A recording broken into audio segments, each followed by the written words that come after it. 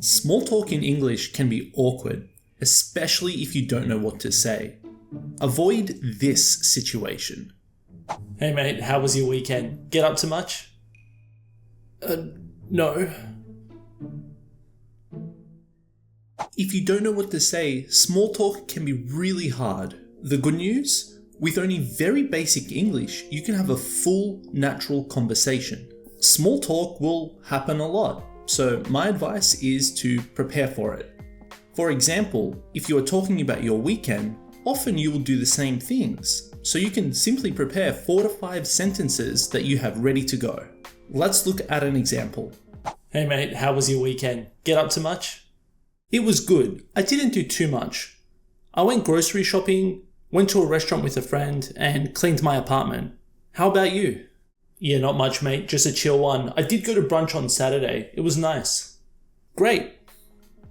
Perfect. But it's important to remember that a conversation involves 2 people speaking together, not just one person. We did ask, how about you? But with only that, the conversation ended very quickly.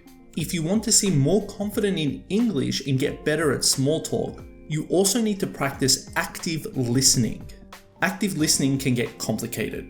So for now, we just need to practice basic active listening and listen for key words from the speaker so we can ask them for more detail. In the conversation we just watched, Mike, that's me, did mention that he went for brunch on Saturday. Let's use brunch as a key word to continue the conversation.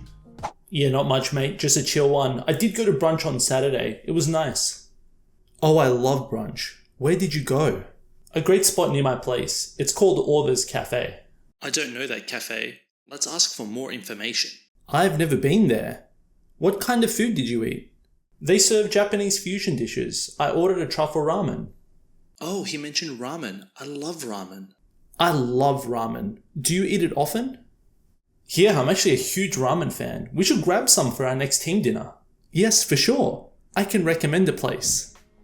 Much more natural. Of course, not every conversation will be so simple. Things will get awkward, even for native English speakers. But by using simple active listening, you can listen for key words and use those to continue the conversation by showing your interest in the speaker.